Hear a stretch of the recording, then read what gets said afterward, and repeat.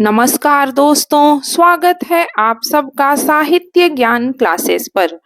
दोस्तों, हिंदी कविता की दुनिया में कुछ आवाजें ऐसी होती हैं जो सिर्फ शब्द नहीं बोलती, वे समय को चुनौती देती हैं। आज हम बात कर रहे हैं उस कवि की जिसने व्यवस्था की आंखों में आंखें डालकर कहा, एक नागरिक की रिपोर्ट। यह कहानी है सुदामा पांडे धूमिल की, जिसने कविता को हथियार बनाया और शब्दों को सच्चाई की तरह जिया। चलिए जानते हैं उस कवि को जिसे हिंदी साहित्य ने अपना अंधेरे का कवि भी कहा और सबसे ईमानदार विद्रोही भी। सुदामा पांडे जी का जन्म 9 नवंबर 1936 ईस्वी ग्राम खेवली वाराणसी में हुआ था। इनकी मृत्यु 10 फरवरी 1975 ईस्वी में हुई। इनके पिता का नाम शिवनायक पांडे था और इनकी माता का नाम रजवंती देवी था। इनकी पत्नी मूर्ति देवी थी। साथियों, अब हम देखते हैं इनके काव्य संग्रह को। इनका प्रथम काव्य संग्रह है संसद से सड़क तक 1972 ईस्वी। इनका दूसरा काव्य संग्रह है कल सुनना मुझे 1977 ईस्वी और इनका तीसरा काव्य संग्रह है सुदामा पांडे का प्रजातंत्र 1983 ईस्वी।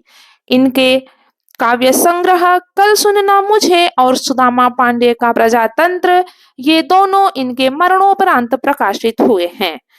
कल सुनना मुझे काव्य संग्रह को 1979 ईस्वी में साहित्य अकादमी सम्मान से सम्मानित किया गया।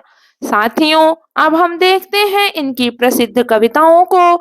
इनकी पहली प्रसिद्ध कविता है नक्सलवाड़ी। यह संसद से सड़क तक में संकलित है। इनकी दूसरी प्रसिद्ध कविता श्री कातुलम, यह भी कल सुनना मुझे में संकलित है।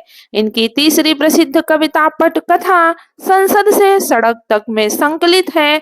इनकी चौथी प्रसिद्ध कविता मोचीराम और इनकी पांचवी प्रसिद्ध कविता किस्सा जनतंत्र का, यह कविता सुदामा पांडे का प्रजातंत्र में संकलित है।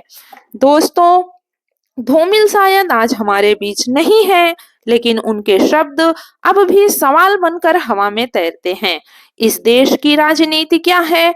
उन्होंने हमें सिखाया कि कविता सिर्फ सुंदर भाव नहीं, एक जिम्मेदारी भी है। यदि उनके विचारों ने आपको छुआ हो तो आप इस वीडियो को लाइक करें और ऐसे ही निर्भीक रचनाकारों को जानने के लिए चैनल को सब्सक्राइब करें।